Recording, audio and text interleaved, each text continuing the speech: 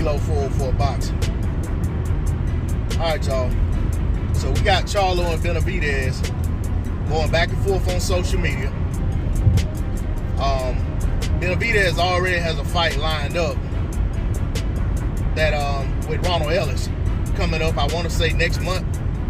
So that's already known and pretty much etched in stone, unless something derails the fight, that fight's going to happen. Great opportunity for Ellis. Good opportunity for Benavidez to get back busy, stay active, put his name back in the win column should he get a win.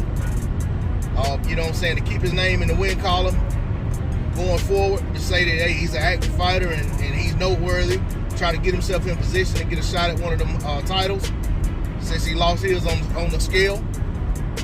And, you know, for Ellis, it's an opportunity to make his name stand out, you know, to say, hey, I'm here. I'm a force. So it's a fight that, if it's already made, it needs to happen. Charlo is not going to, I don't think in the 11th hour they're going to come and derail. They're going to just put that fight off and say, y'all fight in May. Now, if Benavidez wants to try to have a quick turnaround, depending on how the fight with Ellis goes, then that's on him.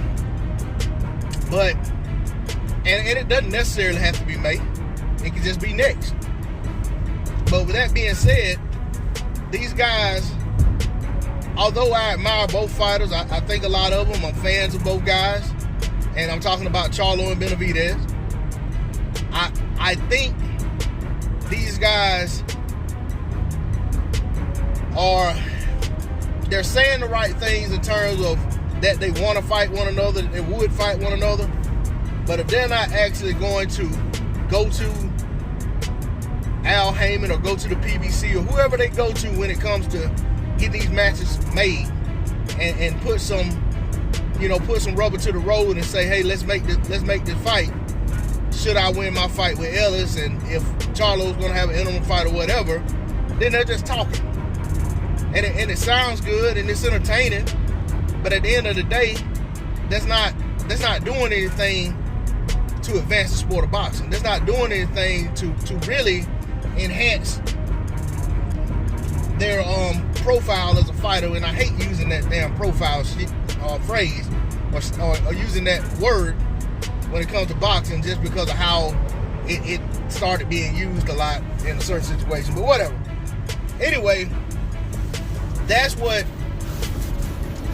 I take away from it. You know, and that's why it's in this series, Shut Up and Fight. Okay? Benavidez has a fight lined up with Ellis. Concentrate on that fight. If you're going to make the Charlo fight, let your team go to who they need to go to work on getting that Charlo fight for you, if Charlo's really going to come to 68 and try to make the fight. See, that's the other thing that bothers me about it. Charlo's at 160. I know a lot of people feel like there's nothing for Charlo to do at 160. These fights aren't going to happen. He might as well go to 68. But there's fights to be had at 60. If other guys got people to fight at 60, Charlo has people he can fight at 60 as well. And they could really work on these unification bouts. You got three other guys have titles at 160.